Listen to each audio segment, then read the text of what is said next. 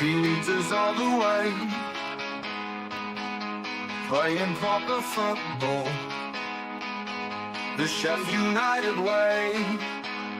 Ale, ale, ale, ale, ale, ale, ale, ale, ale. Welcome to the Sheffield United way. How do we feel? That is how we feel. We're going to talk about a wonderful performance and result at home against Coventry. And then since then, it's been 2 poor performances and 2 poor results against Oxford United and Millwall. I want you to share your thoughts on the season, the run-in, 5 big games left, and all the topics we'll cover with a group of guests. And first, I would like to welcome Adam. Adam, first question, the most important question. How are you, my friend? I'm very well, thanks, Hal. Thanks for having me on. Well, it's always a pleasure. You were there last night. But Adam, I want your reaction, not just to last night, but to back-to-back defeats. Not been good, has it? It's gone from top of the league down to 3rd, but it's still in our own hands. Look, there's ups and downs. It's the Championship. Let's try to be positive. There's been twists and turns. Leeds drew at home with Swansea. Everyone was like, yes, that's it. That's the slip-up that Leeds need. Then they drop points at Luton. We then go have a free hit at Oxford, and I think that's what's most frustrating. It was a free hit. We go out, go attack, see what we can do, and it just didn't materialise. We were sort of outdone by Sheffield United tactics of days gone by Oxford. Long throws in, hard battles, and we just couldn't get a foot on the ball. It just did not happen. Thought we'd get the response last night. To an extent, we got the response in the second half, but why is it taking us to go a goal down before we come back into things? That's the real concern. But like I said, it's in our own hands. 5 wins, we go up. And if you'd have offered me this position at the start of the season, I'd have absolutely snapped your hands off for it. It's just the Sheffield United way, the way that it happens. It feels like we've thrown it away, but we haven't. We've got to bounce back, and it is an absolute must. We get 3 points at Home Park on Saturday. Yeah, they do feel like they're going to get bigger and bigger, the games. We've got Ricky joining us now. First chance I'm getting to speak to Ricky on Sheffield United Way. Ricky, how are you? I'm good, my friend. You? Excellent. Thanks very much for being a part of this. 11 times Sheffield United have gone 1-0 down in the league this season, and we've gained 8 points from that position out of a possible 33. Are you concerned about the fact that teams maybe have now figured out that if you score a goal against Sheffield United, shut up shop, we will struggle to score more than one if we're going to score at all? Yeah, I think we struggle against a low block, especially when everyone's marking boxes. Feel like tactics don't match the players we've got. I feel like in January we were screaming out for a left winger, but when we got Ben Diaz and then played him on right, it just doesn't make sense to me. I was very optimistic 2 games ago, and now I'm disheartened because I know playoffs are coming. I don't think we'll win at Burnley. I think that's it. I mean, Burnley at home, we couldn't beat them at our ground, so why we're going to go there where it's been undefeated all season? It's football, though, isn't it? And Ricky, you just mentioned positions there, right? So are we playing players? I know you just mentioned one in Ben Brereton Diaz. Are we playing other players in their best position? I mean, no. Because it's not just Ben Brereton Diaz. Exactly. Who you might think he should be on the left. Jezza and Raksaki, maybe he should play on the right, but then he's not shown a lot, particularly after the most recent game. Gus Harmer, maybe he should be through the middle. Campbell up top. Callum O'Hare, Brooks, should they be starting? What are your thoughts? Well, I think Gus should be starting in middle. I think he should be sat just behind O'Hare for that link-up play. You've got Sousa who can sweep back line. You look at it like this. You've got Sousa. Who's better, Sousa or Hamza at the CDM role? It's Sousa. CM. Who's better at CM? Peck, Harmer or Davis? Do you know what I mean? It's Harmer. I don't understand why you're not playing the strongest team at the best potential you've got at winning the game. It's throwing me. Well, obviously, Chris Wilder believes that is his best. And Adam, I know because we've chatted about formations, different tactics, you've got an idea that you think could actually work with a back 3. Yeah, it's going attack teams. Look, 4 at the back hasn't worked. When we've gone to try and get back into games, it's been take a defender off, try and go forward, try and be more attacking. So you could play Holding, Anel and Robbo as a back 3. and then you could have it a lot more attacking. So, I mean, a bit harsh for me leaving Burrows and Sariki out, which does seem a little bit harsh, but you could have Raksaki down one wing. You've then got room for Harmer to link up with O'Hare and play two up front. Cannon needs to be part of a two. That is a fact. He's not a sole striker. Fans are on his back, but what can he do? What is he expected to do when he's got no one to work with? Tyrese Campbell gets a chance and he'll put it away. He does miss the odd chance, but he's the most likely in and around the box to score. He could feed off. And then you've got O'Hare and Harmer running on. It makes sense to go more attacking towards the end of the season. Let's bring in Neil, who's a friend of the channel. And Neil, let's give a quick shout out before I get your thoughts on what you heard from Adam and Ricky to another friend of the channel, James, Blade on a Bike. Absolutely, yeah. James Kemp, he's my cousin, and he's currently on his way down to Plymouth, to Home Park. I believe he was in the Cotswolds today, which is not too far away from where I am. But yeah, James does a terrific job going to these games. I can't imagine the amount of effort he puts into it, but yeah, fair play to the lads. So if you do get an opportunity, anybody listening to the channel, please take a look at X, see James's handle on there. It's at James Kemp 917119. He's raising money for Sheffield Children's Hospital, and I, for one, am a former patient at Sheffield Children's Hospital, so it's a very worthwhile cause. Yeah, he's a really great guy. He's the first person we ever interviewed on Chef United Way, and we're very proud of that because we're very proud of him and the wonderful work he is doing. So, Neil, let's get your thoughts. You've heard what Ricky said. Ricky is sounding a little bit more pessimistic than Adam. Where are you on the sliding scale? Well, Hal, I like a laugh and a joke as much as the next person, but that was not funny over those last two games. So yeah, it's it's a really interesting thing. Look, this is the first time I've been on since Forest away in the Premiership, and that was really good. A lot's happened since then. So my son's got married, and he didn't waste any time in getting ready to start creating the next Billy Sharp, who's due in August. So I'm well up for that. But Congratulations! Yeah, over these last two games, it's been a bit tortuous. Again, what the lads have said after Coventry, we were all on a high. I remember driving back, got in at 1 o'clock in the morning. We were just still on a high against Coventry from the performance. But that was a team that was quite open, and we used the pace and the power behind there. But having witnessed the Oxford game, I could have gone, actually. I don't know. A mate who sports Oxford that offered me a season ticket there because he couldn't go to the match, but I declined it at the time. It was a good choice. But I thought with a 3-game week, we might have changed it up. And the key thing for me I see is that O'Hare would, against a team of mountainous men with Kramer and Jensen and Cooper and Coburn, I believe we should have had O'Hare just ratting away at the front and making that link play so that Hamer could have come in from the wings, linked up with it. I think that would have given us a better chance of doing it because we've heard on the news, and I was listening to Blade's pod earlier on. Sorry, Hal, but and they were mentioning I'm not rivals with Blade's pod. It's fine. Yeah. I was listening as well. And they were mentioning that Alex Neil had identified that we don't put many crosses in, so he just gave up the width, and he knew they could defend the box. So we had to have a different way. And while there's always going on about you've got to play through, you've got to play over, you've got to play around, the different tactics that you have. And so I think we've missed O'Hare. I do agree with that. I saw Ricky and Adam nodding along. So, Ricky, I mentioned just a little bit before that we may have been, it's right towards the end of the season, but we may have been tactically found out. And you know what? If you're going to be tactically found out, it feels like a terrible time for that to happen because you've got very little time to actually make big sweeping changes. What Adam's talking about is very unlikely to happen. I don't think Chris Wilder will make wholesale formation changes. But when we come towards the end of the season, concerns about players' form, Harrison Burrows appears to have dropped off a touch. And you could argue that that is because he is having to do the whole left-hand side job on his own. What do you think, Ricky? Yeah, I couldn't agree more. I feel a bit sorry for Harrison. He's running his socks off every game. It's just like I said, the young lads, they don't need to be playing every single game. We've got Sam McCallum there who has got legs. Do you know what I mean? Rotate him a little bit. It's like City Peck, everyone were getting onto him. I forgot what game it were. I think it might have been Hull where he was dead on his feet.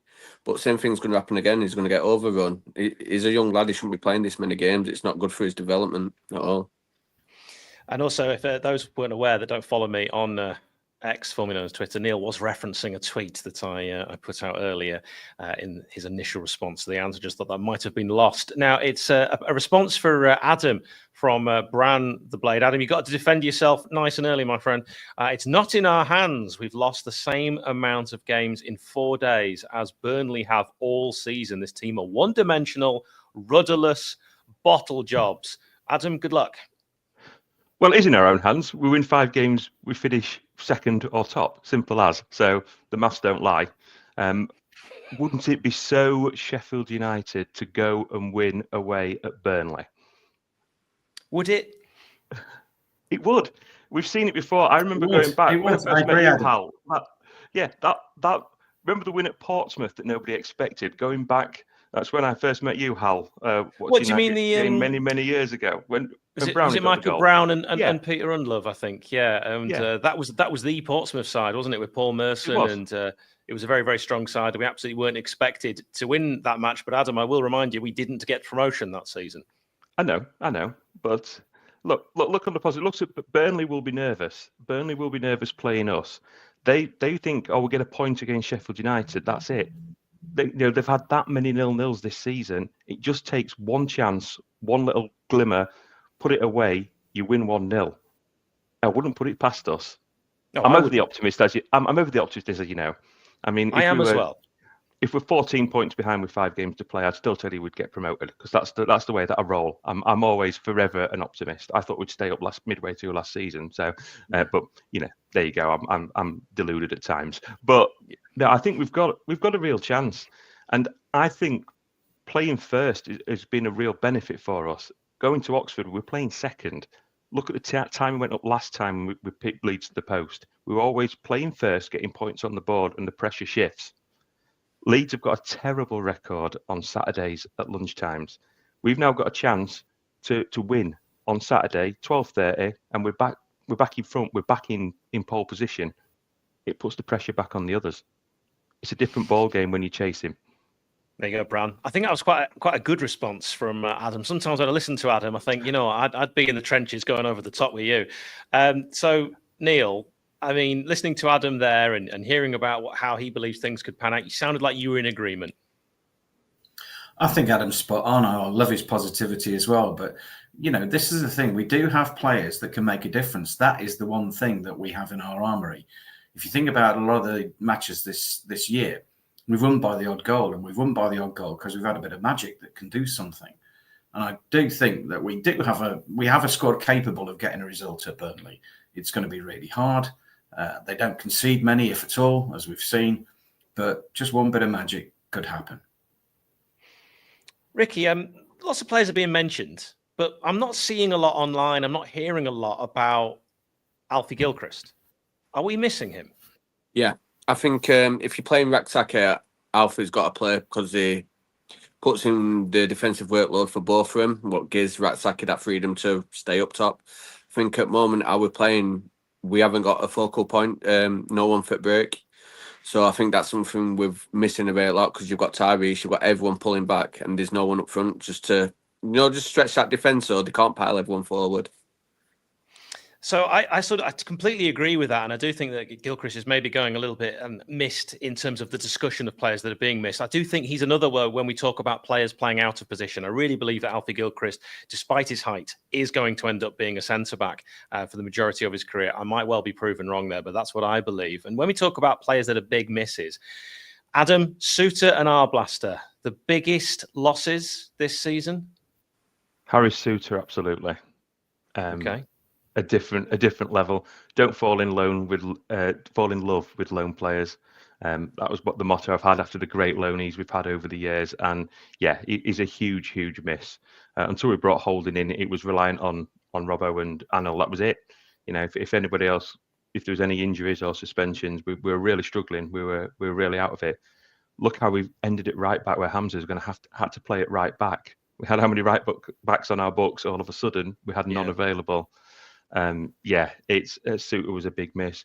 Arblaster, it's one. Could he have rotated with Peck? Could it be controversial? Would Arblaster have played 46 games this season if he'd have stayed fit? Who knows? He's definitely got talent. You don't know in hindsight. Would Peck have come through the way that he has had Arblaster not been there? He has been a big miss. He's definitely a body you would rather have in your squad than not in your squad. But was it as critical as Suter? For me, no. Might be a little bit controversial, but that's my view. Well, I'll throw the same question to Ricky and then Neil. Suter, Arblaster, 2 big misses? Yeah, I think if we kept Suter, I think we would be top of league. I think it weren't just his play what controlled the game. I think it was his leadership. He commanded everyone to do better. And like Gilchrist were a bit fresh on right. What I've noticed is Enel don't talk to his right back. He's only shouting. Whereas Robbo's exactly the same. Whereas Suter, you could see him, he was directing everyone. He were a leader. He were an actual leader, what we needed at team. And I don't believe Jack Robinson is that leader we've got. Wow. Neil, I mean, that's quite the statement. And also, I want to say it because I haven't said it and I feel like I need to. But Suter reminds me of Harry Maguire in his prime. But Neil, what do you think about those comments from Ricky? I just think Ricky's absolutely hit the nail on the head there. Absolutely spot on. Suter's a leader. You could see he was coaching Gilchrist at the time as well. But you look at that game yesterday, I don't think we would have lost that at all if Suter would have been in the middle. No. I'll tell you other big player we've missed is Ilan Meslier, where we've lost we've lost 2 games without Ilan Meslier. Yeah, it did feel like we should have appealed that decision for him to be dropped. We should have brought that up to the EFL. It's a really interesting point, actually. Perhaps we saw the best of Alfie Gilchrist when he was playing alongside Suter because he was that mentor role. You listen to Suter because he really has been there and pretty much done it all. This is quite an interesting question, Adam. DF saying, which would you have rather signed, Tom Cannon or split the cash on a centre-back and a central midfielder or a right-back? I mean, it's quite a lot of positions mentioned there. But what are your thoughts? Good question. Depends who you're going to get in with the money. At the time, I think Tyrese was injured at the time, from memory serves me right. So we were crying out to get somebody in up front. Cannon was brought in, thrown in against Hull, and it was an absolute nightmare show from the team as a whole. And it was definitely a baptism of fire. Cannon, dare I say it, I said when we signed him, what's it going to be like in 5 or 6 games if he does a Brewster in the trade of not scoring goals early on? Had he got 1 goal early, would he have been a completely different player? But I'll echo the thoughts is that, we want to go out, sign somebody, try and score goals. But he's not played where his strength is as part of a 2 up front. So very difficult. Yeah, Joe asks this question. So, Ricky, I'll pose it to you. Have the recent signings, particularly the forwards, been worth it? I'm going to say no. I think Ben Dares would have been better off at less, like I said. Cannon has gone from playing week in, week out, scoring goals, to playing 15 minutes a game, not scoring. His confidence would be shot to bits. And I can't see him recouping any confidence until end of season at all. It's really important how strikers start. Adam just mentioned Rhian Brewster. He came with a big price tag. And a lot of us thought he was going to be a bagsman from the get-go in the Premier League. And I do feel like there's a real player in Rhian Brewster, but he might be developing more as a 10, and he might actually be really useful in that role. And who knows if he'll get another contract. We won't discuss that today. We've got other things to talk about. Several of you have brought it up in the comments, so let's get to it. What do you make? Well, Neil, we'll bring this to you, to how Chris Wilder has spoken in recent weeks, referencing the fans. He said this after Oxford: it's an absolute disgrace. If that's what you think of the players, when we do have the good days, don't be clapping, go home. And after Millwall, it's not a good look to players like City and those who were looking to build around that they're getting abused. He's talking about by the fans. So, Neil, your thoughts on his comments there? Yeah, I agree with Wilder. I know that he said in his press conference that he was advised by the media team potentially not to mention it, but he's one of us, right? If it was another manager who wasn't one of us, we wouldn't have taken that. I don't think anyone would have taken that. It's a difficult one to coach. But, I sat there through all of those 8 goals against Newcastle and stayed to the end. And I still clapped the lads off just because, they were completely demoralised. So I do have some sympathy with Wilder's point, because I think we've got so entitled as a fan base I mean, it's not as exciting as it was the first time when we came up and got 100 points in the third division, and then we had that really good season. 8 years ago today, by the way, Neil. Yes. 8 years ago today. Yes. I saw your tweet earlier. And that's so have we got a bit complacent about it as a fan base because we're kind of expecting good things to happen all the time, whereas we know it's a grind in a 46 game season. So I have some sympathy with the players. I don't think the players are trying to do anything wrong. It's just that sort of effort that they are putting the effort in. It's just sometimes the decision making at the top end of the pitch, I believe, is, again, Wilder's mentioned that, is difficult. So we've just got to back the lads and carry on with it. You know, that's the part we can play. Adam, you and I have watched many games together. We've always stayed till the bitter end and backed the lads. Yep. We've watched some really terrible defeats. Days when Adam and I used to go, and Neil, you'll remember this, Ricky. You might be a bit too young, but the days of away games where you could just rock up without a ticket and get a ticket without a problem. But I do feel like, Adam, you might see this the same way, that Wilder might be saying those kind of comments about the fans in a way almost deflecting from some of his own failings, because he will look at it in the mirror, I'm sure, and say he got one or two things wrong here. You know, Neil saying that some of the fans have become entitled. Adam, I'll get your thoughts on that in a moment. But is that really the case when this is a fan base that have witnessed Premier League season like last season, one of the worst in our entire history? We know defeat. And last season, like you mentioned, Neil, a lot of people stayed behind and clapped some pretty horrendous Arsenal-Newcastle games. So, Adam, thoughts on the fans? Thoughts on the fans, first of all. So let's go back after the Coventry game. Plymouth away, sold out, can't get a ticket for love nor money. Social media from 10 o'clock last night all the way across, 2 spares for Plymouth. Anybody want tickets? So fickle, it's untrue. Get a grip. You know, you follow them through thick and thin. I've been there when there's been 12,000 at home in the league for a Blades game. You know, the actual people that you got to know going home and away, you saw week in, week out, no matter what. Whether it was a 6-0 defeat at Man City back in the 90s, whether it's like that 8-0 to Newcastle when we stayed to the end, 5-0 home to Villa. Going back when Wilder first started, we're 3-0 down at home to Southend after a quarter of an hour. Most of the fans just walked out. There was no end of people left after a quarter of an hour. And look how that season ended up. Wilder's comments, look, he wears his heart on the sleeve. Yeah, look, after the Wednesday game, winning at Hillsborough, great. He's then in the pub, dancing, singing the songs. Is that the right thing to do? It's asking to be shot down when things go wrong. I get the enthusiasm, I get the passion. He is one of us. But then he's criticising the people who do go home and away. You've got to put performances on as well. Last night, quiet, very library-like. It's the fans. He wants the fans to get behind them, but then you need the performance on the pitch. You're in that catch-22. If the players don't perform, the fans don't get behind them. When the goal went in, it just went so flat, and 1-0 was almost inevitable last night after that goal went in. It really was, because the fans didn't. They tried for little spells to get behind them, but you really got to. If you want to push, you've got to go for 20, 30 minutes. So. I don't think it's fair Wilder blaming the fans, but I kind of half see where his comments come from. I understand what you're saying. Ricky, there's another comment. What do you think to this quote following the 1-0 home defeat to Millwall from Chris Wilder?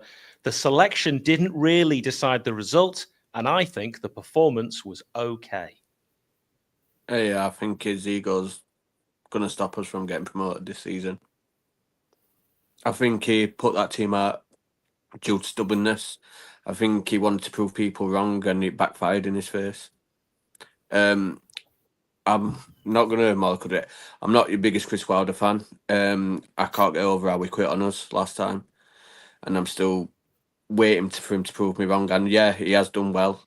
I just want him to stop. What's the word?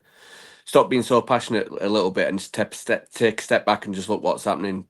Because it's like everyone can see like little things like when Peck's running side to side, no pause forward, and he's not changing nothing. I think he leaves things too late, and like I said yesterday, was stubbornness why we lost. Well, you probably then, Ricky, agree with this. I'll stick with you because the Lax Luther, great name, has said we didn't play any worse in that game, I think referencing Millwall, than we have played in many of our wins this season. Our position is overinflated and we lack a definitive style of play. True. I think we're playing a style where this system is designed for wingers, and we don't actually have wingers playing. So we're trying to play in a lead style. We are the players to play it.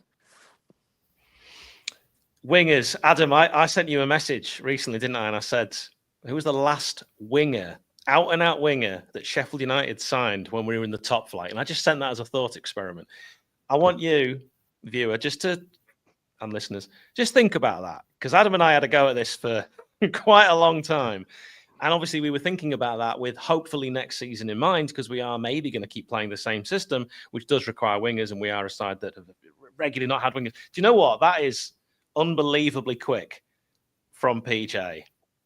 Franz Carr is who we got as the last winger that Sheffield United signed in the Premier League. And that is because, Adam, you mentioned Keith Gillespie. We actually signed him in the Championship. So yes, you are right.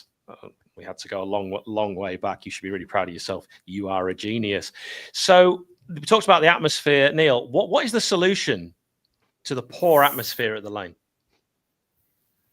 Well, crikey, that's a difficult one. The atmosphere against Coventry was superb. It was under the lights on a Friday night, a full away end. I think that makes a big difference. There was a lot of positivity in the Coventry fan base beforehand because of their run. So there was kind of more of an edge to the game. And, I think that's where we're lacking again. When you see sides that come to the Lane like Leeds or Middlesbrough, or of course the other lot from the other side of the city, there's a big away following. So I think the atmosphere kind of builds up from there. I do think it's quite difficult when again, Millwall, midweek. They did bring a good number of people. It was only a small clump of people, but they made themselves heard. I've seen Wilder, I've seen other people, I've seen even Heckingbottom, he was saying, he said before, it comes from both the players on the pitch doing something, but also the crowd reacting to that. But sometimes the players need the crowd to react to help them get to that position as well. I don't have the answers, Hal. Otherwise, I'd be Sheffield United manager if I got all the answers. So, yeah, I understand. And if we want automatic promotion, Adam, do we have to beat Burnley away? It's looking that way. Yes. Ricky, You definitely can't afford to lose. Neil. Yeah, I think it depends on what we do over these next couple of games. If we get results against Cardiff. And we get results against Portsmouth and Burnley get a couple of 0-0s, then that takes the swing back to 2 points again with Burnley. But that would mean a draw would be sufficient. Having said that, I think it's absolutely the crux of our season now. We can't afford any of the slip-ups in any of the other games, but that is the crux of the season. I've got a big question to finish on. Where do United finish, Adam? Second. You've looked at the fixtures? I have. Second. You've heard it here first. Right. Look back at this moment. Come the 3rd of May, round about quarter past 2, whenever the game's finished against Blackburn Rovers. Look back at this moment. Second. We're going up. Yeah, we'll clip it. Ricky, we got Plymouth Argyle away, Cardiff at home, Burnley away, Stoke away, Blackburn at home. Where does Sheffield United finish? My gut and my heart are saying first, but my head's telling me we're staying in playoffs, so I think we'll finish third. All right, and if we do, and we're all having a big party in the playoffs, you've already sort of alluded to it. Are you worried then that we as a team, we very rarely do well in the playoffs? Yeah, I know Chris Wilder likes going on about mentality at team and all that lot. But have you seen any players go that extra mile this year? I've never seen. Arm had little glimpses yesterday where he run full length at pitch chasing ball down, but the moments have been rare. Yeah, So, I actually wanted to get through the whole of this video without anyone mentioning -2, but PJ, you are playing an important role in this video now. How important will -2 be? So, Neil, if you want to keep that in your mind as you answer the question of where will United finish, and you can also throw in what you think about -2. Go on. Right, well, we've had Adam go second, and we've had Ricky say we're going to finish third. Well, I've only got one option to take, aren't I? So I've seen us win the 4th division. I was there at Darlington all that time ago when we won there. I've seen us win the 3rd division with 100 points. I've not seen us win this 2nd tier. So I absolutely love us to be able to go and do that. So what the hell? yeah, say we're going to win the next 5. Leeds are going to drop points because we beat Burnley. We'll go above them and we'll finish top. -2 doesn't come into it. Yeah, You know? And that's how the song goes, kids. Well, I have to say, I've really enjoyed getting your thoughts, getting a cross section of opinions for this video. Of course, you might be listening to this as an audio podcast. If you are watching this as a video, but you don't yet, subscribe to our audio podcast. We've got over 140 episodes this season alone. So please do check it out. Gentlemen, thank you very much. I've really enjoyed this. All the best. Up the Blades. thanks, Al. Of the Blades. Cheers, all. Cheers all. Ole, ole, ole.